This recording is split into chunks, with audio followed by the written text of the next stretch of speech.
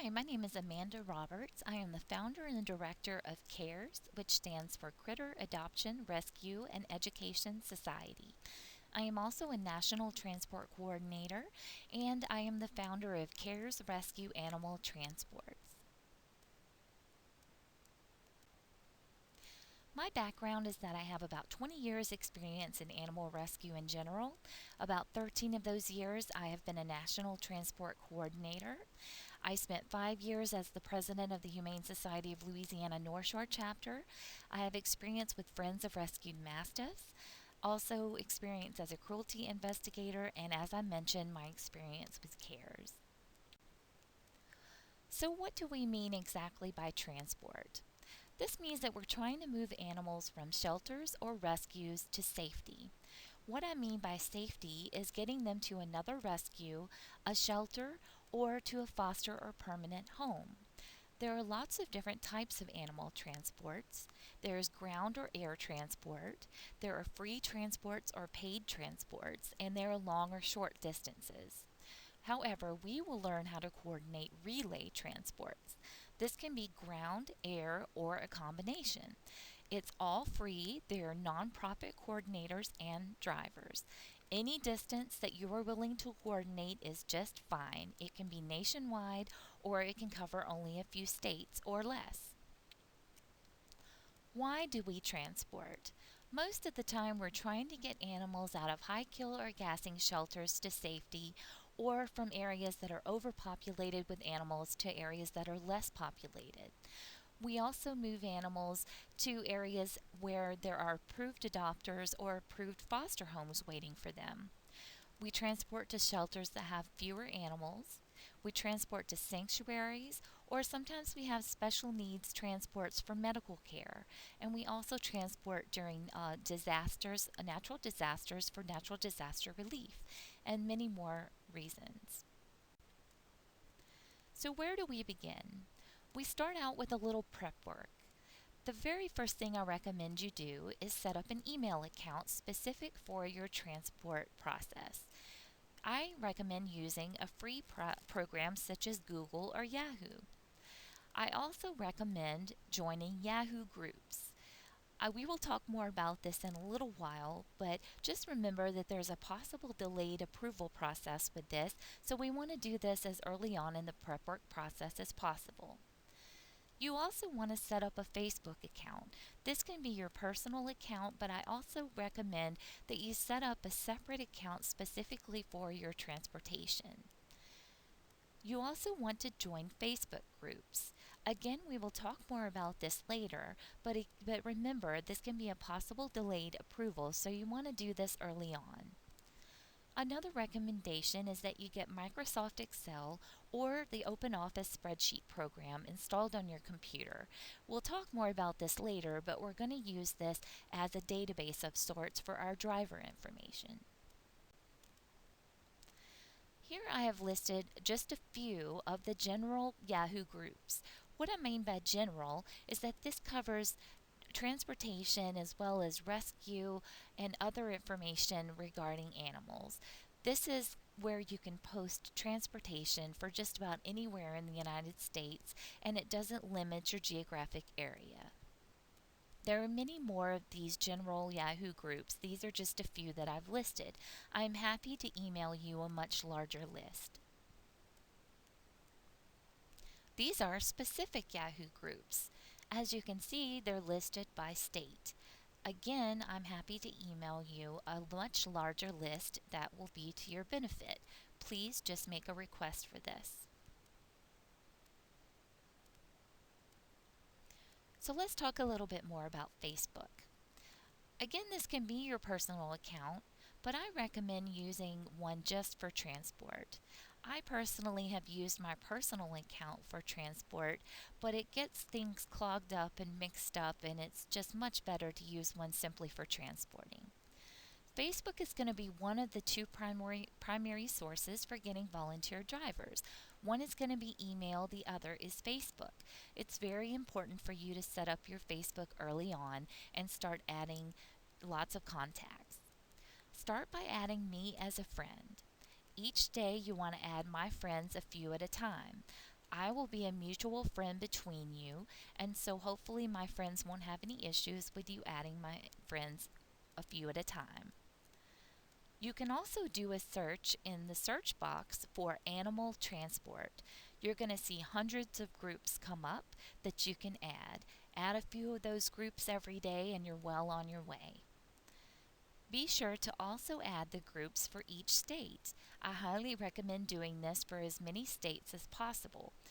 These are in all caps. For example, Alabama Transport or Mississippi Transport in all caps. Add as many cross posters as you possibly can, no matter where they are located. If you're not familiar with cross posters, these are usually folks that spend a lot of time on the computer simply posting your post in other locations, such as Facebook groups or to other cross posters, Facebook pages, so that they can get the word out for you. Cross posters are your bread and butter many times for getting the word out about your transports. I highly recommend getting as many cross posters on board as possible. Here are some general Facebook groups, just a few out of the many that are available. Notice the first one on the upper left is CARES Rescue Animal Transports. This is my group that I run on Facebook, and I highly recommend that you join. We have quite a few members there with lots of drivers and other transport coordinators who post their transports on there quite often. All of these other groups are very similar and is a great way to get the word out about your transports. There are many other general Facebook groups as well that you can search for and add. There are also many specific Facebook groups for certain areas, geographic locations, for example, that you would like to add. As you notice on the first line, we have the transport groups in all caps for each state that I mentioned before. But there are other specific geographic location transport groups as well, such as the Shreveport Bossier, Louisiana Animal Transport Volunteers, or the Bowling Green Leg Transport Group, the Louisville Transport. And at the bottom, notice the Alabama cross poster maps. There's a lady on Facebook with the name of Alabama Cross Poster. She came up with a great idea to post maps in her photos and have people tag themselves as drivers in various locations on the maps for all the different states. So it's a great idea. It has all the drivers' information there, and you can go in and see what drivers are in what location along your route. I highly recommend that you go in and add shelters and animal rescue groups all over the country when you have time. They're often the best resource for helping you get drivers. These are also really great if you have last minute transports where you're trying to fill and get drivers at the last minute. Pay close attention to the People You May Know section on Facebook. I usually add at least 5 people from there each day. I was able to get up to my 5,000 friend limit on Facebook pretty quickly by doing this. However, I want to mention that you need to be careful or Facebook will lock you out. Try not to post graphic photos of animal abuse, fighting, or etc. Be careful asking people you don't know to be friends. Now, I know I just told you to go on Facebook and add my friends a few at a time. What I'm hoping is that since I'm a mutual friend, they will add you without any problems. But be careful, sometimes Facebook will lock you out if someone reports you for trying to add you as a friend if they don't know you. Also, be careful posting things to people's walls without their permission. This doesn't happen very often, but every once in a while you will get in trouble for that. Now we'll talk a little bit about the spreadsheet database that I mentioned. I've created over the years a database in Microsoft Excel. I list the state, the city, the routes or the nearby cities where the person lives, their name, their email address, and the other section where I usually list their vehicle description, their cell phone or home number, etc. I have a huge database now over the years of drivers that I can look up and use for my transports. It's very, very useful. Let's talk a little bit about standards for transport. This is very, very important. to be a successful transport coordinator, you really need to have very strict standards for transport. Always require a health certificate if crossing state lines. This is required by law. These are very easily received by the vet, and they're not very expensive. They're usually about $30 a piece and easily received. So I highly recommend getting these before the transport. They are usually good for about 2 weeks. Also, always require that copies of vaccinations travel with each animal. This is also very important. Both of these types of documents will help to protect your drivers in case they get pulled over along the transportation route. Also, do not transport vetted animals with non vetted animals for contamination purposes. This protects both your reputation and the animal's health. Louisiana, for example, requires by law that animals must be out of the shelter for 2 weeks prior to crossing state lines. I will say that not all transport coordinators follow this law, and it's really up to your discretion as far as whether you follow this or not. However, I highly recommend that you try to follow state laws if at all possible. Also, try to get full disclosure by the sending rescue. Make sure that you know whether the dog has any aggression or disease prior to the transport. Ask for this information via email so that you have it in writing. So, where do we start? Transport requests usually arrive via email or Facebook, more likely via Facebook these days. Determine if you think the route is doable based on your network of drivers and contacts. You're the one who knows what drivers you have available along that particular route. Try to always conduct transports on the weekend when people are off work and more available to drive. The very first thing we're going to need is detailed information about our passenger and the sending rescue or shelter and the receiver. When we get the transport request, we have a form that we're going to email out to the sender or the receiver that has everything that we need for our information for our run sheet. This is the form that I personally email out with all the information that I need. I ask for the passenger name, the breed, the age, the weight, the spay or neuter, which I personally require be done prior to transport unless there is a medical reason why it cannot be done. I also require that all age appropriate vaccinations be given prior to transport. I also need to know behavioral issues if a crate is required. I want information regarding the sending person or rescue or shelter. I also want a reference for that person, and I want information regarding the receiving rescue, shelter, or person, and I want a reference for them as well and contact information as well. I also require that a home check and reference check be done on the receiver. I also require that a valid health certificate and copies of vaccination records be sent with the animal being transported, and I make sure that both the sender and receiver know this information before the transport is ever set up.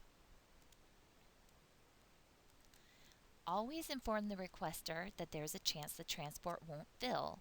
When I first started doing transports, I always just assumed that this was information that they knew because this was done by volunteers.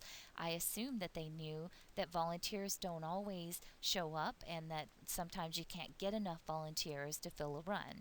However, I soon found out that they blame the transport coordinator if the transport doesn't fill. So nowadays, I always inform the requester that there's a chance the transport won't fill due to lack of volunteers, and I inform them that it may take more than one try, that we may have to extend it to another weekend. Be sure that the requester is aware of your standards of transport. This is very important. You want to get this in writing. Many instances of rescues not getting health certificates or spay or neuter prior to transport. Don't be afraid to cancel your transport if your standards for transport are not met. So, how long does it take to fill a transport? In my estimation, a 1-day transport usually takes about 1 week to fill. A 2 or more day transport may take 2 weeks to fill and may not fill the first time you try, at least when you first start. Be prepared for long transports taking several tries until you build your contacts up. Safety first. It's our responsibility as transport coordinators to make sure that the animal or animals are safe. That means that we have to play detective. We need to check out every single person who will be involved with this animal, and I do mean every person. Don't ever be afraid to refuse transport. The safety of the animal or animals and your reputation are on the line. You don't ever want this animal to be in the same situation or worse than what they are coming out of. We want to check the sender and receiver as well as the drivers. Check the reference they give, but don't stop there. You want to ask around on Facebook groups to see if someone has information on the reputation of the sending or receiving rescue. Why do you ask, do we check the sending rescue? We want to know, was a home check really done on the receiver? If a home check was done, they should have no problems giving the person's contact information who did the home check so that you can verify it. Also, always check the websites and Facebook for do not adopts, do not rescues, and do not transports for the sender and the receiver. We also want to check out each one of our drivers. Be sure to check the references for all drivers. I know this seems like a lot of work, and it is, but this ensures the safety of our animals. Don't be afraid to ask other coordinators or transport groups for a reference. Be sure to ask the drivers whether they've driven a transport before. Make sure you get a transport, rescue, or personal reference from them. If you're in doubt at all, don't use them. If if you get multiple offers for one leg, these can be used as backup drivers, which can be a godsend. And we'll talk more about this as saving in your email in just a little while. Now we'll talk about how to make the dreaded run sheet. This is the part that most people get intimidated by. First of all, as far as Yahoo groups go, they can be a little picky about not only the subject line but also the run sheet itself. You want to make sure that the subject line meets all the rules of the Yahoo groups. Most of them prefer the format of the date first, then the to and from fields, then the animal, the type of animal, and the miscellaneous. So, for example, we would have the date first, such as 12/21, the to and the from, such as Mobile, Alabama to Atlanta, Georgia, the type of animal, poodle, and then miscellaneous information such as urgent or will die, etc. Next, you want to put your contact information first and foremost so they know how to get in touch with a transport coordinator. Next, you want to list your passenger information. Details are required. What I normally do is put a little blip at the very beginning with the basic passenger information such as the breed, the weight, and the age. This gives a very quick information for the drivers to scan through and make sure that the animal will even fit in their vehicle and see if they can do the transport. Then I list a detailed information section about health and behavior, whether a crate is needed, etc. Also, for the run sheet, I use Google Maps. You can also use MapQuest. Click on Get Directions. You want to put in the to and from locations. You can break the trip up into what we call legs of about 1 to 1.5 hours each. And if the trip will be more than about 9 to 10 hours, we want to add an overnight somewhere in there. And then lastly, at the bottom, we want to have a disclaimer, which I'll go over with you in just a little while, and this is very, very important. So here we have Google Maps. If you notice in the upper left-hand corner, I have put in kind of a fake transport here from New Orleans, Louisiana to Atlanta, Georgia. And as I said at the bottom, I usually map the entire route first because I want to get a good idea of the length of the overall route. This also tells you whether you need an overnight or not because you can see the overall length of the transport in hours and you can get a good idea for that. Also, I want to say that just remember the shortest route is not always the best route. This shows two different routes. You can go from New Orleans through Mobile up to Atlanta, or you can go New Orleans through Meridian and up through to Atlanta that way. So just remember the shortest route is not always the best one. The route with the most contacts is your best bet. Next, I break the route into smaller legs of about 1 hour to an hour and 20 minutes each.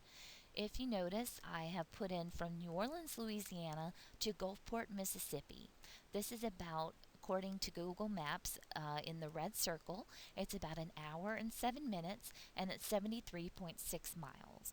We like to use nice round numbers, so I rounded up a little bit.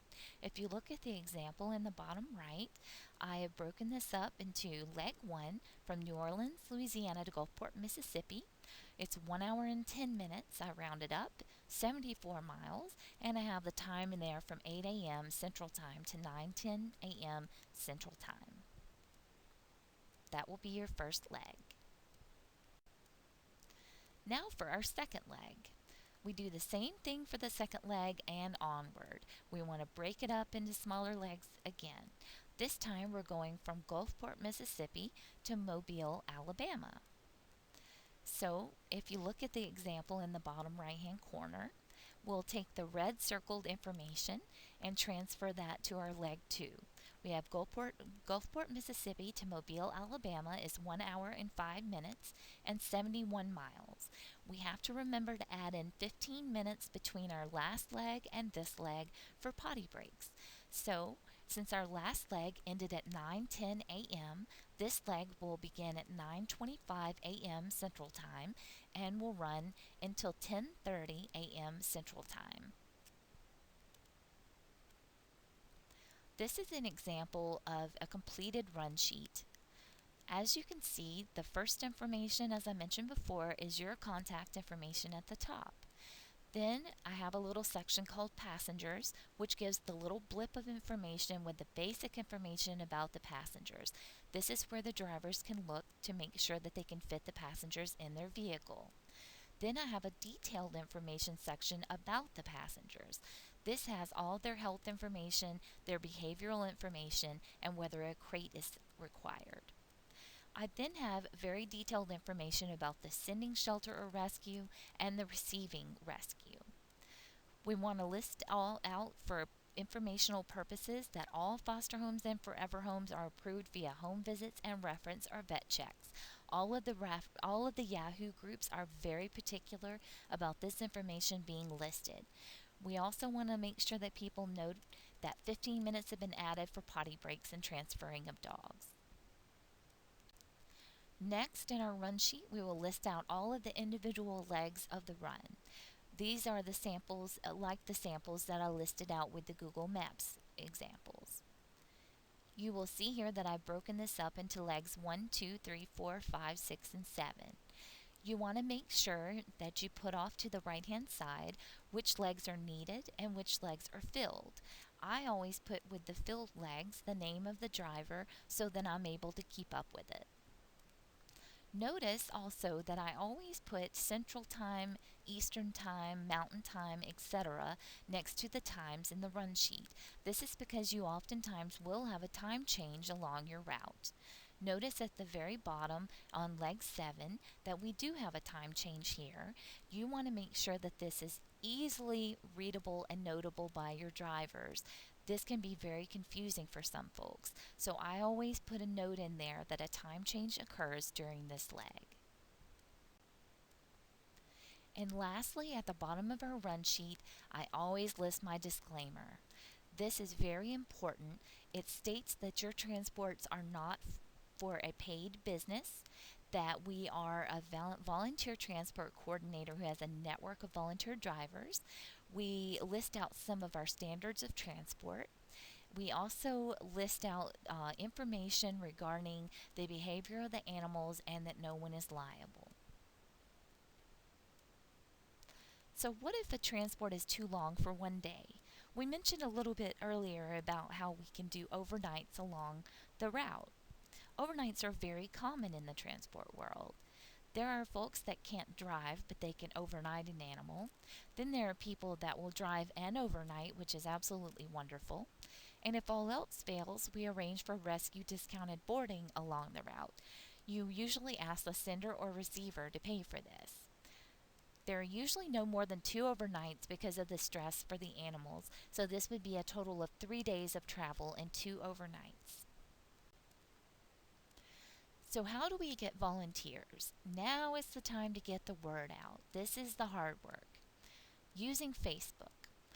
The first thing you want to do is make a Facebook note with your transport run sheet. The first thing that you do in order to make a Facebook note is go to your main page. There is a More tab up to you in your upper right hand side. Click on the More tab and there is a Notes section. Click on Notes and then you'll notice in your upper right is an Add Notes tab.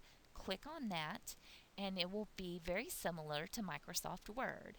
You'll be able to put your run sheet in here. In fact, you can copy and paste from Microsoft Word or other programs into a Facebook note. This is what you're going to use to share with all your contacts and transport groups on Facebook. You also want to add a photo to your Facebook note because this is great advertising, and I've found that it really pulls at the heartstrings of the drivers and people who want to help share your Facebook note. Be sure that you set your permissions on your Facebook note to public. Take the time to make lists and categorize on your Facebook main page. You want to set up a different list for, say, example, cross posters in Alabama. In case you have a transport that's going through Alabama, you can send your Facebook note just to those cross posters in Alabama, or shelters in Texas, or drivers near Atlanta, etc.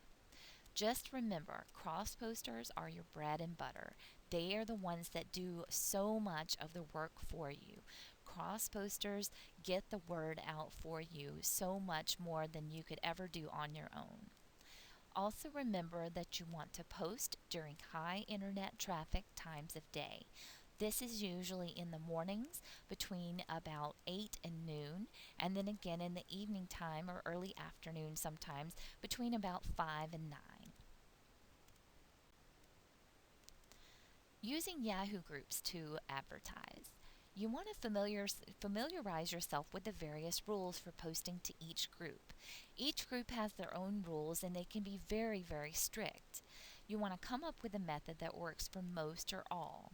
As I mentioned earlier, in the subject line that I gave you, the format that I gave you for Yahoo groups, that and the format for my run sheets that I've come up with are the best ones that I've found that will work for most Yahoo groups. If you use those formats, you'll usually do pretty well. You also want to set email groups to make it easier for yourself.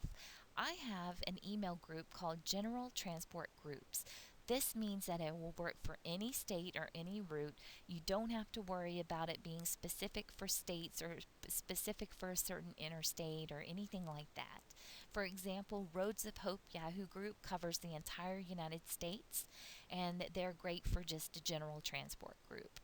Then there are groups that are specific routes.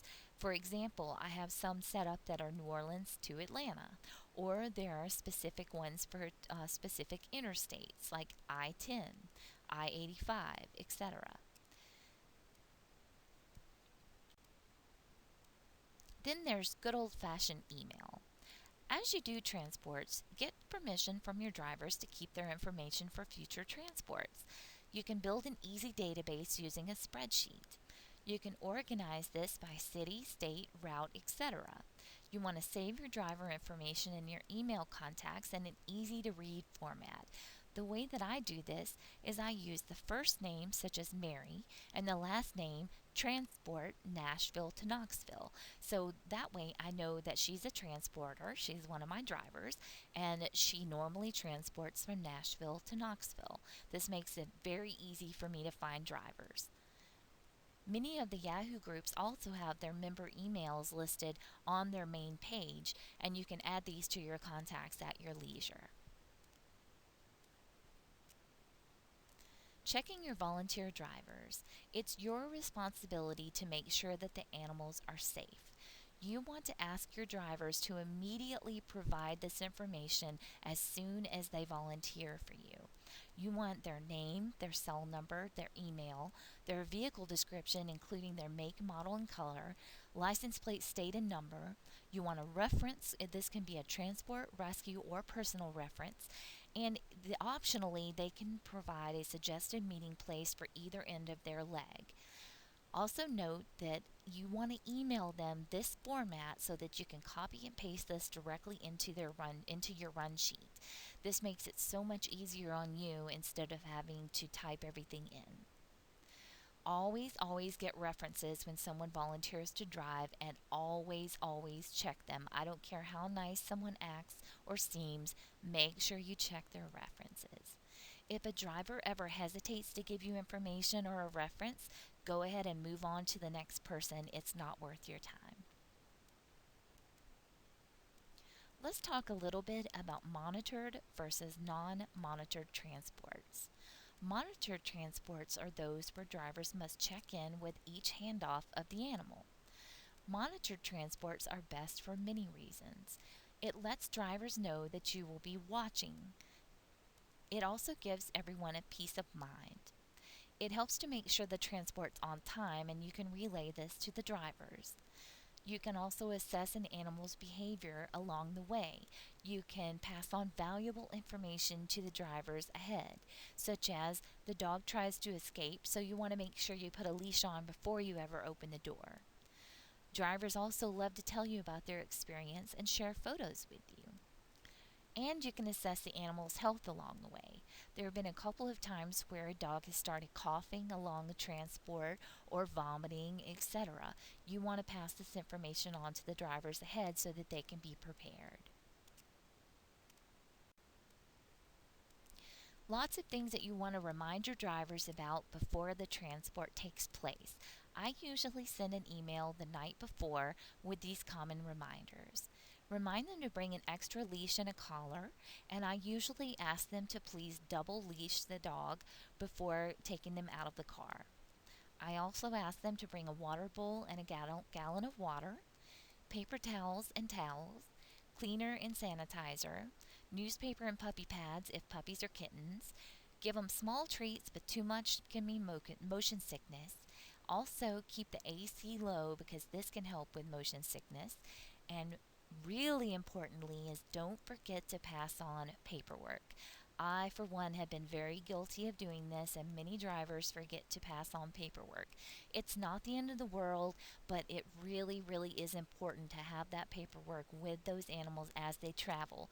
If a driver gets pulled over and they don't have the health certificate or proof of vaccinations, it is possible that they could get into some big trouble. We want to make sure that that paperwork makes it with the animals as they get handed off to the next driver. The day before the transport, you want to have a cancellation time in place. For example, if the transport hasn't filled or you don't have enough volunteers by 2 p.m. Central Time on Friday, it will be canceled. You want to send out, if the transport does fill, you want to send out your final run sheet as soon as possible. This gives the drivers plenty of information and plenty of time to be organized and ready to go the following day. It's going to look exactly like your original run sheet, but it will have driver information and meeting places. Here is an example of just one leg out of a final run sheet. This was when I had filled a particular leg for a run, and it has all the information about the leg and the timing and all of that, but it also has driver information with a vehicle description, license plate, and suggested meeting location. If your drivers do not provide their preferred meeting places, use Google Maps to find them. An easy way to do this is just to zoom in very closely to the area in general where you want to meet, and you can get the exit number right off of Google Maps. I always list the exit number, and I go ahead and list the interstate even if it seems logical. I list the interstate, especially if there's more than one interstate in the area. I list the highway or the road that you'll be getting off on and the exact location where you'll be meeting. The other thing you want to do in your email the day before transport is thank your drivers. You obviously could not do it without them, so thank them profusely. Ask your drivers to send an email confirming that they got the final run sheet. Nothing is worse than having the day of transport arrive and you finding out that one of your drivers didn't receive the final transport run sheet and something happens where they can't do it. Send out any updates as early as possible. Sometimes drivers want to change their meeting locations. I always give a deadline for changing meeting locations, and it's always the night before transport. I'll usually say, for example, 8 p.m. the night before transport. All meeting locations must be changed by that time. Another really neat thing you can do is create a Facebook conversation with all of the drivers who are on Facebook. This is great because it allows people to post photos, allows people to update everyone on behavior, health, etc., along the transport, and it can be an easy way to get the word out on whether the transport is running late or early. Keeping track of everything is key. You have to constantly organize. Even when you're not in the middle of a transport, you have to constantly organize your contacts. You want to create a new email folder for every transport. I always create subfolders for every transport. I'll create a main folder and then subfolders within that for each transport that I do. I will create subfolders for things like use as a last resort. For example, I'll have a driver email me and say, I really can't do this transport on Saturday, but if you need somebody and can't find anybody else, use me as a last resort. So I'll put that person's email in the use as last resort folder. Then I'll have people who will email me their driver information, like their vehicle information, their phone number, their other information, etc. I'll go ahead and put that in the driver info subfolder. So, just to give you an example, that keeps things organized and easy to find. When your transport has been filled with drivers, you want to add their email addresses to an email contact group, including the emails for the sending and receiving rescues or people and anyone else involved. That means that all you have to do when you're ready to send an email out to the group regarding the transport is just send it to that one email address for the transport group instead of having to put in the individual email addresses for all involved. You want to name according to the route so that you can use for future transports along that same route. So, for example, I have one called drivers underscore Columbia, South Carolina underscore Denver, Colorado. You can also do something similar in Facebook by creating interest lists in Facebook. You can set up things similar to my drivers Columbia, South Carolina to Denver, Colorado by creating these interest lists. So sometimes we have desperate or urgent transports. This means that the animal will die without transport, usually being euthanized in a shelter. We can get very creative with these to try to save the animal's life. You can try multiple routes, for example, especially if you're going through less populated areas. Remember what I said about how the shortest route is not always the best route. Also, try multiple methods. You can try air, you can try truck drivers, etc., and we'll talk about this a little bit more in a minute. You can raise money by UCaring. Go to www.ucaring.com. It's very simple to set up a fundraiser. If you can't fill a leg, you might want to try to raise money to offer drivers gas money. If you need time to fill a transport and you have no place to put the dog, you can raise money for boarding. You can't fill an overnight, you can raise money for boarding for that as well. And advertise, advertise, advertise. You can post on Facebook groups and Yahoo groups multiple times per day, and this will help get the word out. And also remember your cross poster friends. So let's talk a little bit about alternatives to ground relay transport. There are volunteer pilots who can help us out. There is an organization called Pilots and Paws. www.pilotsandpaws.org, and they're also on Facebook. You can post your transport in their Transports Needed section, but I have found that the best way is to scroll through their pilots offering their services and contact them individually if they are near your route. Email them your run sheet for ground transport so they have the details on the animal and the route. There are also truck drivers who are willing to help. There's a group called Operation Roger on Facebook, and you can also build your own truck driver contacts as you gain experience. Combining transports. You can scroll through the Yahoo and Facebook groups for other transports going along the same route as yours. There's no reason to have two different drivers traveling the exact same route. You can save time, gas money, and man hours. But be aware of responsibility. If you add an animal to your transport, then you're agreeing to be responsible. And the same goes if someone else adds to your transport. Double check that the other coordinator has checked references for their drivers and their sender or receiver just as you have checked for yours. Also, be sure that animals added to your transport have proper paperwork and health certificates. Be sure that their standard of transport is the same as your standard of transport. So, yes, of course, there are horror stories out there. So, why do we check references, you ask? Because of these horror stories. There are animal hoarders and abusers out there that often sound nice on the phone. People intending to do harm to animals do often know exactly what to say to get you to send animals to them. There are always people out there looking for bait animals for fighting dogs. They're also selling animals to labs for research. I've heard of people taking animals off of transports and selling them to labs for research or using them for bait animals. I had a particular situation where someone wanted to adopt a pit bull, and they were all the way across the country from where they were wanting to adopt from. This threw red flags for me. I thought, why would they not want to adopt from their local shelter? And the more I thought about it, I thought, this often means that they're fighting dogs and they've been found out by their locals, so they need a new source for dogs. Of course, I did not agree to do this transport. So, what happens if an animal gets loose on a transport? I recommend if you possibly have time before the transport, gather a list of animal control, shelters, and rescue groups for each stop. They can often provide volunteers to help you catch the animal.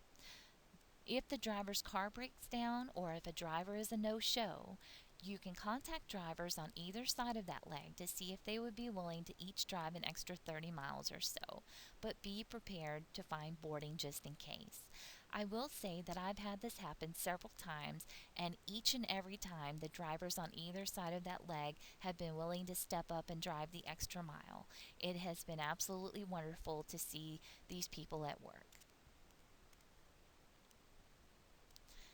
So you can become a CARES transport coordinator. You can get a certification for this. One way is by taking this seminar, and in addition to this, you can serve as an intern for CARES. You can start by cross-posting CARES transports, and then you can move on to coordinating up to 5 transports under CARES supervision. CARES has 2 transport programs. One is called TAILS, or Transporting Animals in Louisiana Shelters. This is mostly high kill shelters. Then we have a program called TAGS, Transporting Animals in Gassing Shelters. We also just have a general transport program where we transport animals from rescues to forever homes or other foster homes, etc. So here's my contact information. Please feel free to contact me anytime at either one of these email addresses or my phone number. I also highly recommend joining my CARES Facebook transport group called CARES Rescue Animal Transports. And please like our CARES Facebook page. As you can see at caresla.org is our website, although we are having our website redone right now, so please be patient with us. If you would like for me to email you any of the information regarding the Facebook groups or the Yahoo groups, etc., please get in contact with me via either one of these email addresses and I'll be happy to send those to you. Thank you so very much for joining us today for the webinar. I hope you will join us again for future webinars. Thank you so much.